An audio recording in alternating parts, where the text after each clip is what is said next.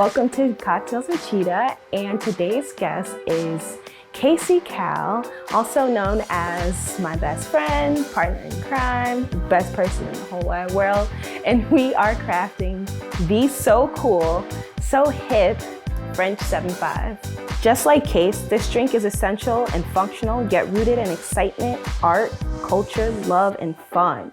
With the simplest of ingredients, the French 7-5 tastes like God created it herself, just like Kace. Kace has an innate sense for the work he does, such as writing, painting, illustrating, and creatively innovating the way you see your favorite artist today. Let's grill him on his life and work as we sip on this classic cocktail. Welcome to Cocktails with Cheetah. As promised, I have my guest here, Kace. Welcome to Cocktails with Cheetah. So, you guys may not know too much about Kace and I, but we have been best friends for like a really, really long time. One of my longest friends, I would say, I've ever had in my life. Mm-hmm. So I'm so happy that he can join me in creating and crafting one of his favorite cocktails, the French 7-5. So, Kace, have you ever made this cocktail ever? No. How many times have you drank it? A lot. Yeah. Me too. And like knowing you, especially, you like your things kind of sweet and fruity when it comes to like liquor. I don't like tasting the liquor. Exactly. Like it has to be mass. That's why I think this drink is completely perfect for you because like, although it is very spirit friendly, you have champagne. Sometimes if you make this drink with like kind of traditionally, you will use a cognac. And then you have it topped off with champagne, which is super fancy, and it's not shy of like a ABV. Like it's pretty heavy in there. So you have these two things, which is very alcohol heavy. I like the fruit to hide all the bad stuff, so I can just take it in. That lid just kind of cover it all up. Yeah. So thank you once again. Thank you for having me. Yeah, I think I'm gonna take the wheel on this, and you can just kind of like. This is Cocktails with Cheetah. Yeah. You're my guy. Cool. So I do want to grill you. I'm going to start off, though, for everyone at home by filling this with the mixer up with some ice. And then we're going to start crafting the cocktail. But my first question for you, Kace, you've been doing art in like all its capacities for a while now. Like, what in your opinion is different today than it was, let's say, 10 years ago when you were starting your art? I'm better at it. I have a better vision of what I want to create. There's more of a exploding ice cube. In my face. There's more spontaneity to go along with that. I attack things from a different perspective. I'm more knowledgeable of what I want to create, and kind of like that maturity in a sense of like anybody with a craft 10 years ago should be better at it or like have more of a full understanding of it by now. Yeah, I'm always looking to progress and advance, evolve. Nice. So like what like just segueing off of that, what has changed since then, 10 years ago from now? What particularly in your art can you see has like a definitive change? Oh, it's a lot cleaner. There's more focus on the subject matter. I like to make sure that the colors are on spot. I know a lot of people say that like my colors are on point, but I never really curate the colors. It's always what feels good to me. And I just feel like I know a little bit more of I guess with 10 years of experience, you would know more. But it's just a different way I'm looking at things and seeing things and what I'm inspired by more as I grow. That's so cool. Yeah. That's so cool. And like, that's actually perfect because it's leading into my next question. Like, what today inspires you the most? Like, we see in your art a lot of like women and color and like just images of like self-love. Like, what, in your opinion, inspires most of that? Women still. Women. What? Yeah. That's like my main. I don't know. Black women specifically. Like I don't know. Like they are goddesses, they are gods, they create everything. Everything is created by them, and if they haven't created it, they create what the creation is at the end. They create the way that people ripple off of. That is whatever it is, right? Yeah. That's awesome. I would say as a Black woman myself. that we are pretty magical in that sense. And I'm, in my own opinion, super appreciative of, you know, you showcasing that, because a lot of people, especially in society, don't do that, particularly for Black women. And I would even say, like, heavier set women are people who are considered fat in the sense of standard sizing, or like what? Yeah, well, fat is fat. Like, I want to destigmatize that word. There's nothing wrong with it. Like, it's been demonized for so long that people are afraid to, like, you gotta jump around the word. You know what I mean? Use adjectives for the word instead of saying it directly. She's just plush. She's just big bone. Yeah, like, and that's all good, but don't be afraid of that word. Right. That's awesome. That also segues like into your naked gals. They're big women. Like, they're beautiful in all women. senses. Yeah, in all sense of it. Got the little heads now, though. Yeah. They have these cute heads, but you know my favorite part about it? Those long lashes. Just like, yeah. It's so femme. It's so like nice. Like, I love it so much. Your naked gals are awesome, beautiful. I feel like they represent a lot of women who, not only like myself, but like mass media like loves Lizzo now. Like, I feel that your naked gals were the Lizzo before Lizzo was Lizzo, in the sense of like no one really recognized her because she wasn't like as popular and mainstream. And to say the same maybe for you too. You're not like globally known yet, but in my eyes, those girls were like the epitome of what she is, and it represents really similar aspects. Would you say like she's inspired?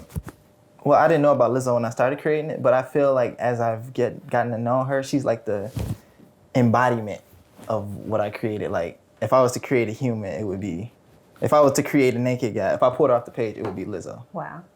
Like how positive she is about, like, she doesn't back down. She lives in her truth. She lives within her body and the positivity, and she's not afraid. Like, it's courageous. And not to say courageous in the fact, well, she shouldn't be courageous because she's fat, but the way the world is set up for her to not feel that way and for her to push through it is what's powerful to me. Yeah, that's awesome. Like, that inspiration she draws, like, to other people as well. Like, and I can see it through your art, like, just a bit more powerful and like more like even flamboyant in the sense, like the colors and like just the vibrantness of it all is like super amazing. I want to just take a step away from the naked gals and go into your lusting eye. Like, people see it. I don't know if they recognize it other places. You kind of hide it in there when you're doing other projects and stuff. Like, talk about where that came from. Like, what does it represent to you? What inspired it? So that was like the beginning. So that was the lusting eyes, like the head of the naked gal before the eyelashes. So that came before anything that I created. So that was inspired by George Condo paintings. Like, I would see his eyes and I would like I'm very inspired by him. So, and I would try to recreate something like along the realms. And I wanted an icon, like something where I put something, they'd be like, oh, that's Kace. So that came from that. And I would see his eyes that he would create inside his paintings. And I just put an eyelash, not an eyelash, but an eyelid on top. And I just kept running with it and just kept going and I perfected it, and it just kind of became my thing. That's cool. It's like, it's almost synonymous when I think of Kace now. Like, I'm seeing your paintings, I kind of want to always see that. Kind of like how I feel like Takashi Murakami with his, I don't know the name of it, but like the flower that he uses and like some of the characters that he used. Like, to me, like, every big artist has something like, you can check, you can tell like, oh, that's a Basquiat. Oh, you can tell that's like, you know, George Condo. You can tell that's a, you know, Rothko. You know these things. And I feel like that's part of it in a sense. So, man, you're right on the path of greatness. You know, in that same area with like some of the biggest artists that we know today.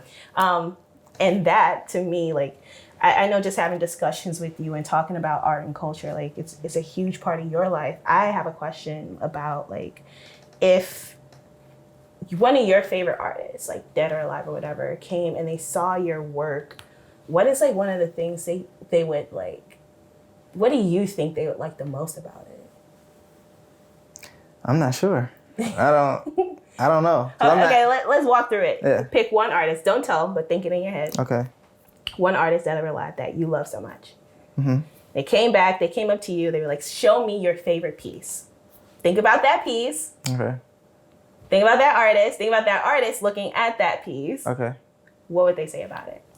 What do you think they'd say? What do you hope they would say? You did all this on the computer? That's awesome. That's awesome.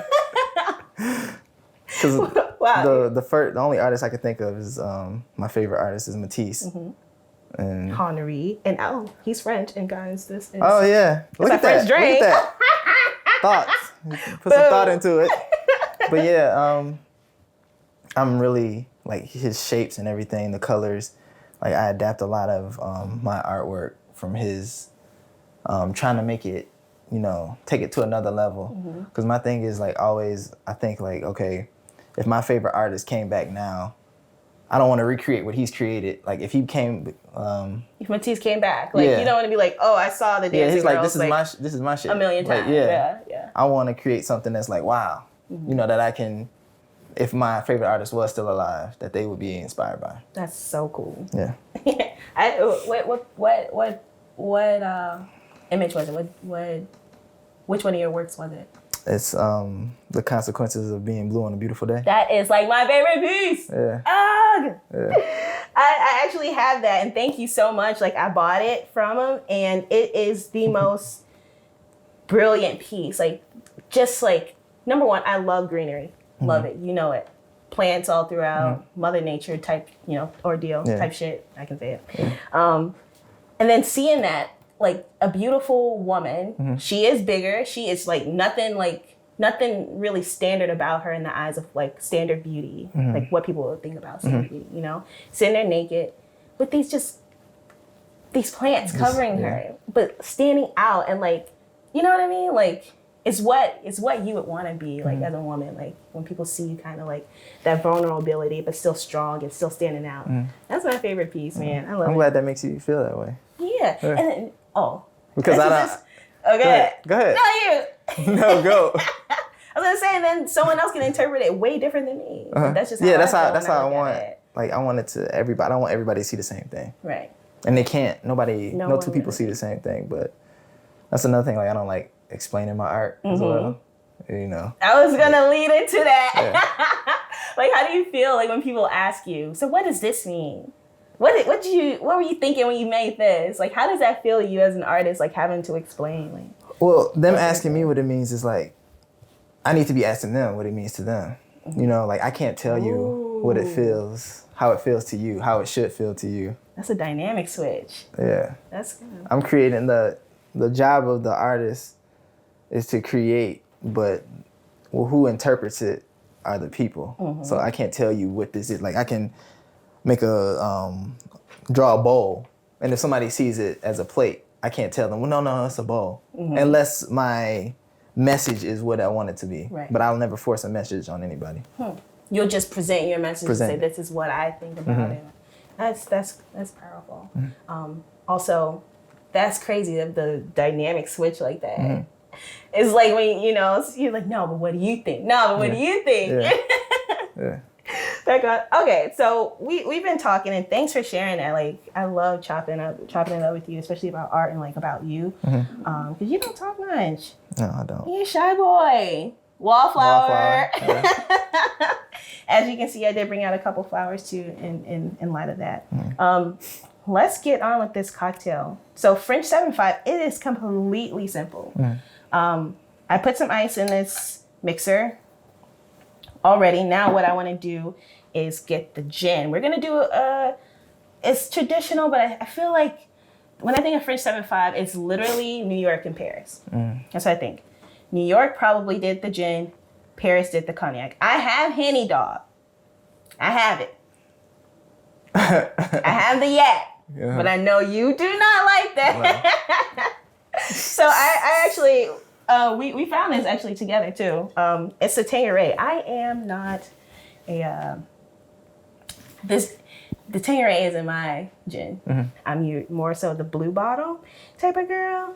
The fiery stuff. Blue Devil. The Blue Devil. That's what someone once told us it is. So this is gonna be an adventure for me too. Trying this. It's instilled with some like different type of botanicals. Like So you feed me something you never had. Yeah. Oh, okay. So this new. Oh, okay. Okay, this new for both of us. So basically, like I said, it's super simple. French 7-5, we're gonna do it with the gin, and you're gonna take like 1 part gin. You heavy-handed, so I am. Which one is the 1 part? How many floors is that? Guys, he knows me all too well. So when you have a jigger here, you have 2 sides. You have the bigger side, and you have the smaller side. Mm-hmm. I don't know the exact ounces, but I want to say maybe 2 ounces is a proper shot. Maybe 1.5 ounces is a proper shot.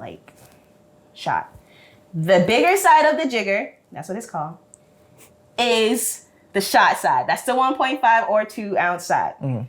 The other side is what you mix things with, like your simple syrups, like your lemon juice, and it's a 1/2 ounce or 3/4 of an ounce. Okay? Okay. So we're gonna do the liquor with the bigger side. Okay. And I promise I won't be too heavy-handed. Or maybe I will. But we'll see. I'm gonna pour it over here just in case a little slip over. Mm-hmm. And I'm gonna do 2 shots because these are 2 servings. All right, got the gin in there. Next, I'm going to put lemon juice. So I squeeze this by my hand. You can do it in like the pre-bottle stuff.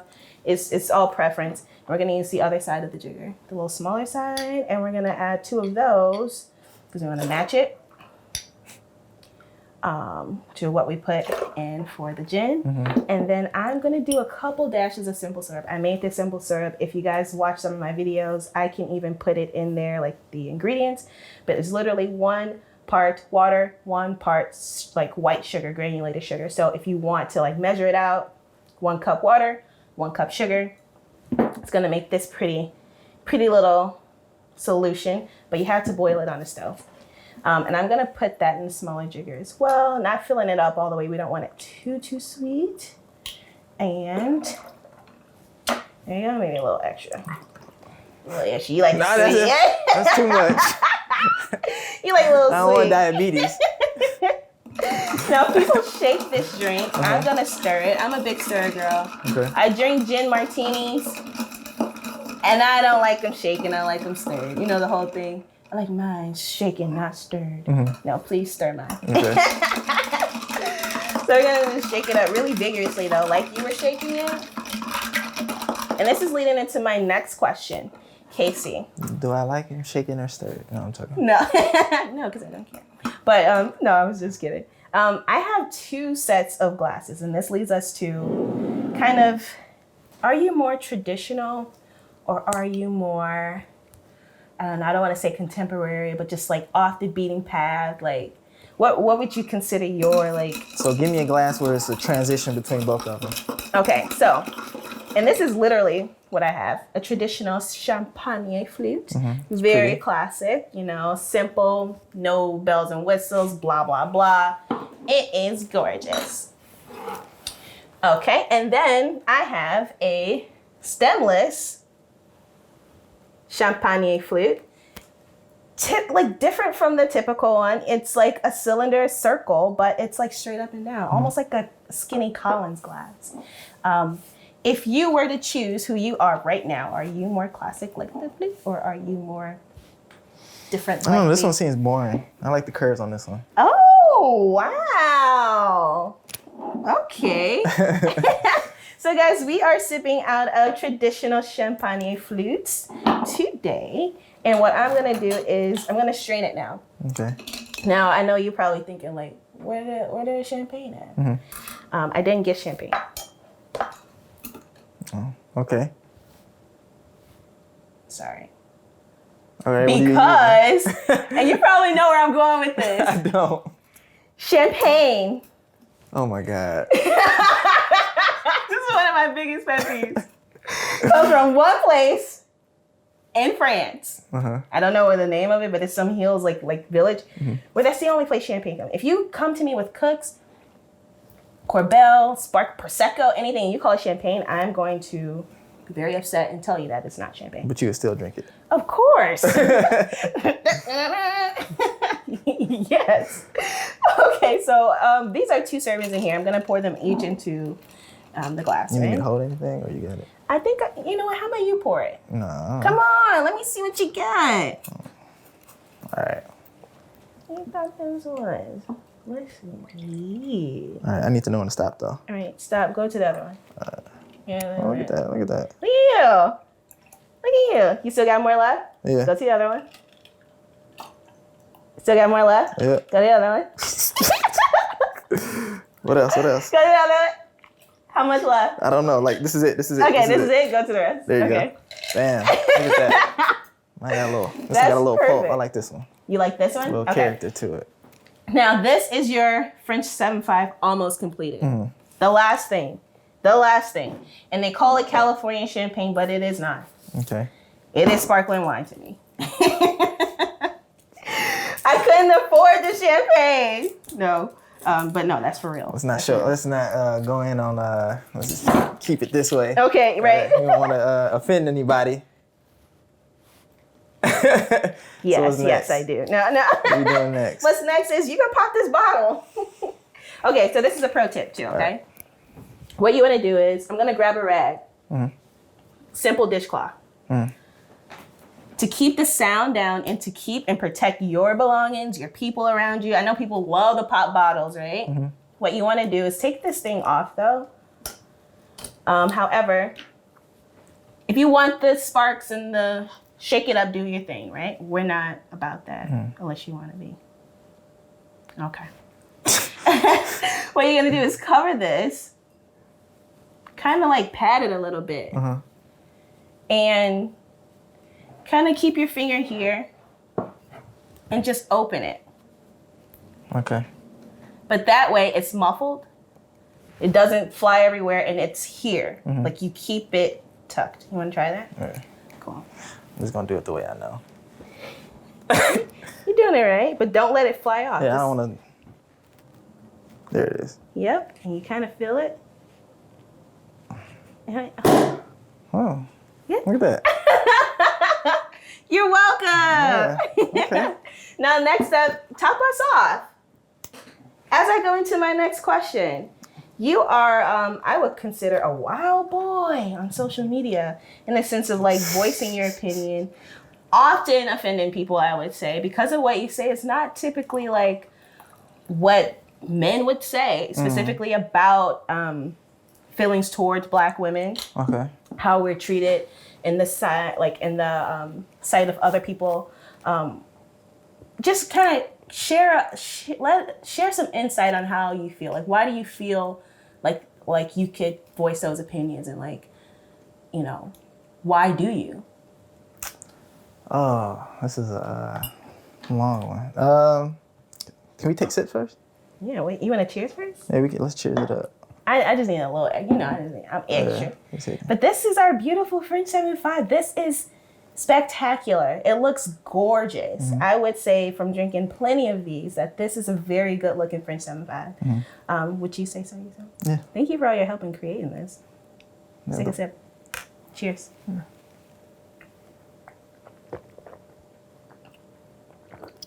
Oh, you're a wild boy. That's pretty good. That is restaurant quality. Yeah, I can go to my favorite restaurant and get like almost the same quality. Yeah, that's pretty fucking good. Sorry, I'm so loud. This is great. Yeah. Oh. Probably should have ate first, but. Yeah. Probably. We're gonna get you set real lit. All right, so let's go back to the meat, the juice. Yeah. Let me break it down. Okay, because it's loaded. Open-ended. Yeah. You speak about Black women and their image in like social settings, work environments, just their whole life being. In what way do I speak about them? I say in my experience, very positively. I feel that you defend Black women a lot. However, we don't see that, especially from Black men. Hardly ever. My first question is, why do you why do you voice your opinion about things you see, especially when it comes to targeting Black women in a negative light? Well, one thing that I kind of throws me off a little bit is like the fact that it's celebrated that a Black man is defending a Black woman. Like I don't want to be looked at as a unicorn in the sense of me speaking out and being open about it because I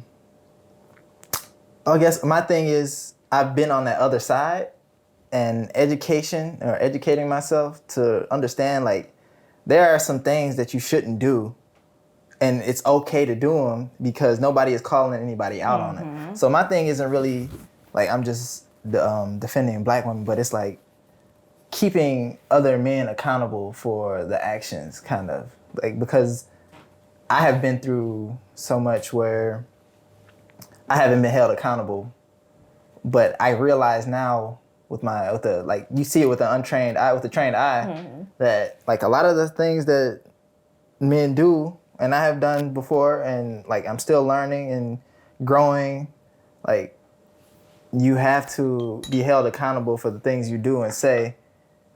And yeah, that's kind of where I am with that. Okay. Yeah, like I would want somebody to do that for me. You know what I mean? Do that for you in the sense of like. If I'm doing something wrong, tell me. Right. You know. Yeah. So, yeah. I think that comes with like maturity, self-loving, and then self-learning. Like a lot of the times, especially I see that people want to make other people better. And it's like, no, how about I do some digging and some searching myself? Like I see Black women being like this, like, am I like the kind of person to do this too? Let me go and self-reflect a little bit, like gain some introspection, go cop that, go view that. Art installation by yours truly. Okay. No, not me, but him. Little plug there. But, doing some introspection to see like, am I the problem? Can I fix it? Yeah. How can I also help others to fix it too? Yeah. I think to you, you're like kind of like a vocal piece for that. And like, I'm 28, and I wish I had known like a lot of this shit before I got to this age because it would be a lot of less hurt feelings. Like, I'm really learning how to communicate more. Like, I've grown to communicate and express myself and make sure that there's nothing that is not being said that needs to be said. Like, basically putting it all on the table. Yeah. Yeah. I think, especially when it comes to like friendships and like relationships, that's one of the most, like kind of over communicating in a sense, like just being sure like you're saying what you need to say, putting it all on the table and making sure they're doing the same thing. And that's leading me into my next question. Like, you're one of my closest friends ever. And I know you have a lot of close friends that people you've rocked with for like 10 plus years. Some people not as long, but still a very fruitful and like beneficial relationship. What is like one thing you would say, one thing you would say you do or you see your friends doing that helps keep that friendship or that relationship healthy? Just like the love and support, and helping each other when we're down, looking out for each other. Just the drive to be ambitious and the ambition that comes with their creating and pursuing their careers. Like if you can't inspire me, if you're not inspiring, and it's not really anything that we can, you know what I mean? Like inspire me. Everybody can be inspired by someone in a way, but my friends, like they inspire me so much to keep going. And yeah, that's really what I love about them.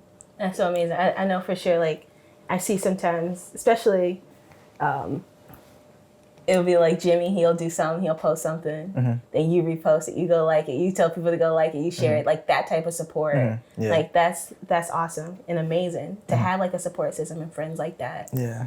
It's about synergy to me. Like, I can bring something to you, you can bring something to me, and it's like love. It's all love. That's amazing.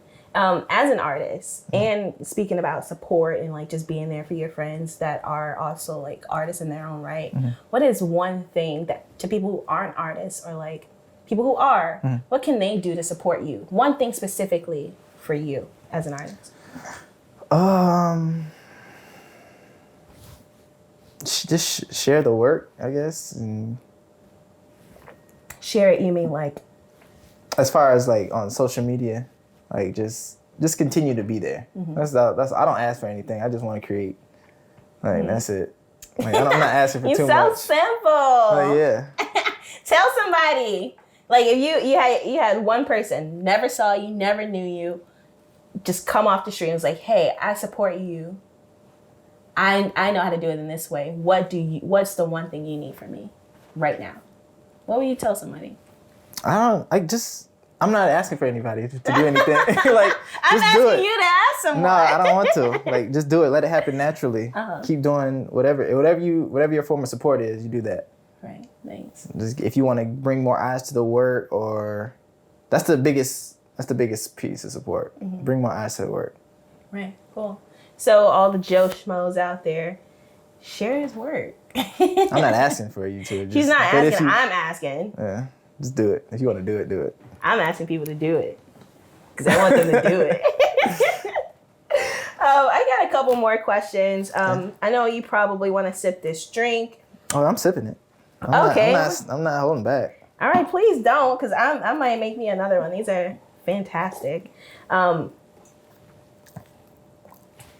I forget where I was leading. Maybe you don't need to have another one. Yeah. Maybe I maxed out at 2 sips. Yeah. A little heavy-handed with that. What is it? This new Tanqueray stuff you can buy. It's pretty good though. It's very good. Like I said that you're very vocal on social media. You're like the kind of like no bars hold. No holds barred. No holds barred. I don't need it. Slide this right here. Oh, true. But recently, and recently, I know that you have not been able to fully support an artist that you recently found out was doing some like kind of, I would say, not even unsavory, just like completely like disrespectful and kind of, I think it's illegal. How do you still somehow draw some sort of inspiration without really supporting this person? Because, and then also maybe not even that, like how do you, or do you separate the art from the artist, or are they mutually exclusive to you? It's hard to separate the art from the artist from the art, because the art that they are creating is inspired by who they are as a person. So if it's not truly from you, then it's not your art. But if you are creating art that is who you are and based and inspired by whatever type of person you are, there's really no separation involved. So I have one of my favorite artists is Picasso, but I have a hard time loving him because he was a very womanizer, horrible person. And yeah, it's kind of like that internal conflict, right? Right? What internal conflict? Like, here you are, such a huge supporter of women, and I have a question about that too. Not only just women, but specifically like Black women and different sizes and orientations and everything. But then you have one of your favorite artists who's like a womanizer, you know, kind of treated women really wrongly, used them for their resources, and drew, like, usually he used them as muses in the worst sense, you know, just basically take, never really giving back into them. I want to go there. Okay, let's being inspired in that sense, or I can be inspired from him not to treat women that way, not to be that artist, not to be that person, but to do it differently. Okay. Like when I see a muse, when I see the word muse, like I've kind of pulled back or pulled away from that word, because it's like it's the usage of a woman just to propel your artwork forward, and it's not really giving her the credit that she deserves that has been used to create that art. So when we talk about muses, I kind of like step away from it. That's something new I'm trying to do. Like, I just have women that inspire me in a sense. Yeah. Yeah, that's beautiful. But back to the internal conflict. How do you deal with that? Like, having this guy as your favorite artist, drawing a lot of inspiration, but then still saying, like, he kind of sucked as a person. Do you think you can do that with some of the more recent inspirations you've drawn, like separating them from that? Is it different because you know he can never change and that's just who he is because he's passed away at this point? Like, what's your like, how do you navigate it? What's your mind space for that? And I'm asking on, like, just for some, like, not clarity, but kind of like a way to navigate it for myself. Like, I find a hard time relating or finding, like, people I relate to or are inspired by because people are shitty. Like, people are really shitty. But how do you separate that but then still take some tips from her and, like, propel yourself as a person? How can you do that with some of your... Well, it depends on, like, it's different levels of shitty. Like, if you've done something, like, really shitty. It's levels to this shit. It's levels to this shit. So, I wouldn't exactly, like, I don't know.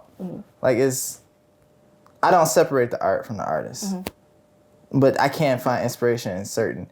I don't know. That's hard. It's hard. I mean, when we're all learning, and the thing is too, there's never a right or wrong. Yeah, because this is new. We've just now started holding people accountable in the age of social media. Like, we're able to hold people accountable publicly. Yep.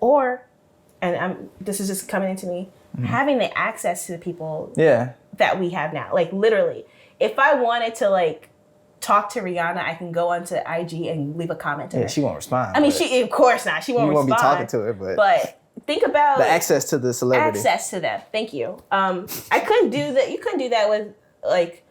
You can send letters.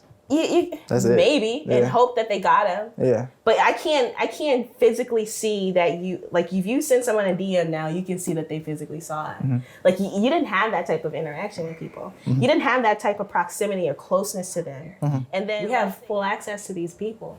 They have full access to us. It's kind of hard to navigate that. Like, are we saying this is right and wrong? And are we rocking with this person? Are we separating the art from the artist? Yeah, it's all new. It's a conflict. It's an internal conflict, as you said. Like, but there are certain levels of shit like you can't tolerate. Like, I don't care how inspirational this person is. Yeah. All right. This has been a blast, and I hate to end it. Do you? Yeah. Shut up. I kind of want another one, but time is running out. As I did in other videos, and I kind of want to do here. I have a fuck, marry, kill. Oh, God. As well. This time it's like people. Okay. I want you to zoom in on that eye roll. Oh, that was beautiful. It's not in the sense that you think. I'm not. Go ahead. Let's go. I'm ready. Ready? Yeah. Fuck, marry, kill. This is boom, no. boom. What are we doing? Like, artists? We're doing artists, not women, right? We're doing people. Okay, because I don't want to. We're doing people. All point blank. Period. Right. I told you. All right, let's go. Henri Matisse. Okay. Pablo Picasso. And I had a third guy in there, but I thought I'll mix it up, add some diversity and some women. Help me with her name. Kusama. Yo-Yo Kusama? Yep. Okay. Yo-Yo, is it Yo-Yo Kusama? Okay. The first name always throws me off. But yeah. I don't want to kill anybody. They'll some in your face. No, okay. Not the people. Let's say their art. Their art. Okay. If you had to fuck, marry, and kill their art. Fuck Picasso, marry Matisse, and kill Yo-Yo? I mean, that's a level of inspiration. That it's like, boop, boop. Okay. Matisse, Picasso, and then Yo-Yo. Okay. So you're explaining it as you marry Picasso. No. I marry Matisse. Oh, sorry. Marry Matisse. Kill Yo-Yo. And fuck Picasso. So you're inspired based on that. It's a tier. It's a Picasso. Tier. Kusama. Yes. Perfect. Okay. Sorry to make it so difficult for you. No, it was difficult. I was gonna say, this seemed that hard. I was like, oh, okay. Pop. I should have made it a little harder. Yeah, you should have. Oh, screw you. But wait. before we cheers. Segue. What would have made it harder? Who would have threw a wrench in there? I don't know. Kondo, maybe? Because that's who I had initially, but I wanted to just draw a little bit of diversity. If you put Picasso and Kondo in the same, I'm gonna kill Kondo. Kondo, because they're, yeah. Expound upon that for people who don't know. No. You see the artwork, you know. Can I say it? I don't care. It's your show. This is your show. Yeah, it's my shit. And correct me if I'm wrong, but basically, Picasso is the godfather, the grandfather of all this. Like, he basically made it so that Kondo can be. Kondo is a child of Picasso. Thank you. What I said, just not as simple, because I'm extra. You call me simple a lot, and you call this drink simple. I don't and know. It's simple. Is it not? Is it pejorative or? No. Simple in the fact that it doesn't take much for it to be extraordinary. And I've said that before about you. It's like God created this herself. You guys are going to hear that again. And then you look at you, the presentation, the package. You're not wearing $1,000 worth of clothes or have like this extra. You're not coming in here like super boastful or proud. It's as simple in the word that it's not negative and it's not, denouncing anything you do. It's brilliant. It's beautiful. Like, God created her yourself. Like, literally what they said. Like, and she created in her image. That's what I think about you. That's what I think about this drink. It's literally. We know you're great. Okay. We know this drink's great. I don't want you to take offense to that. I'm not. I just want to know what you felt, how you felt. No. Simple is, I wish there was a different word for it. You're amazing. You know how great you are. You know how I feel about you. Your work is amazing.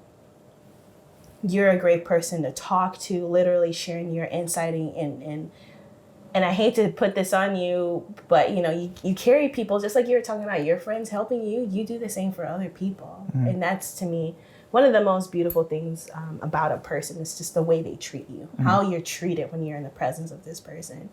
And I think it's brilliant. I think you're brilliant. I think you're absolutely one of the most beautiful people I know. This is you bigging me up. A little bit. That's what this show's about. Damn. It's not about me. It has a name on it, but it's not about me. Man, what you put in this drink? The show is about you, my guests, making these drinks. You're awesome. I don't have people who aren't awesome on this show. Well, I appreciate that. Yes, I appreciate you for having me. Of course. Give me cheers this last little sip. Yeah, what's this? Yep, tap down. Throw it back. We're going to throw it back like shots. I've never seen... No, I'm not doing that.